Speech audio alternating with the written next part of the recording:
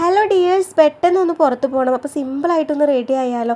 അതിനായിട്ട് ഒരു ഷുഗർ പോപ്പിൻ്റെ ഒരു ഫൗണ്ടേഷൻ മുഖത്ത് തേച്ച് കൊടുക്കുന്നുണ്ട് കേട്ടോ. നല്ല ബ്രൈറ്റനിങ് ഫീലാണ്. അങ്ങനെ ഫൗണ്ടേഷൻ തേച്ച് പിടിപ്പിച്ചിട്ടുണ്ട് കേട്ടോ. അത് കഴിഞ്ഞപ്പോൾ നമ്മുടെ തമ്പുരുമോളുടെ ബേബി പൗഡർ. ഞാൻ മാത്രമല്ല, കുഞ്ഞുങ്ങളുള്ള എല്ലാ അമ്മമാരും ഇതുപോലെ തന്നെയാണല്ലേ.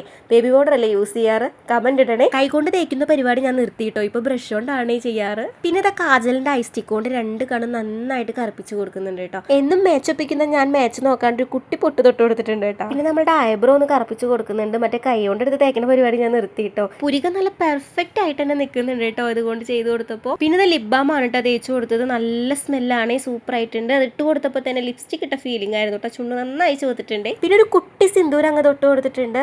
പിന്നെ ഈ ഒരു ഐലൈനർ കൊണ്ട് കണ്ണിന്റെ മുകൾ ഭാഗം നന്നായിട്ട് അങ്ങ് എഴുതി കൊടുത്തു. ഈ ഒരു കമ്മലാണ് കേട്ടോ ഞാൻ ഈ ഡ്രസ്സിന് ഇടാൻ പോകുന്നത്. കുറച്ചായി ഞാൻ ഈ കമ്മൽ ഇടണം വിചാരിക്കും. മുടി എങ്ങനെ കെട്ടണം എന്നുള്ളൊരു ഐഡിയ ഇല്ല. അതുകൊണ്ട് ഞാൻ എല്ലാം മുടി അങ്ങ് ചേർത്ത് പിടിച്ചിട്ട് കടയ്ക്കൊരു ബണ്ണ് അങ്ങ് ഇട്ട് കൊടുത്തു കേട്ടോ. അപ്പോൾ നല്ല ഭംഗി ഉണ്ടായിരുന്നു. ഇത്രയുള്ള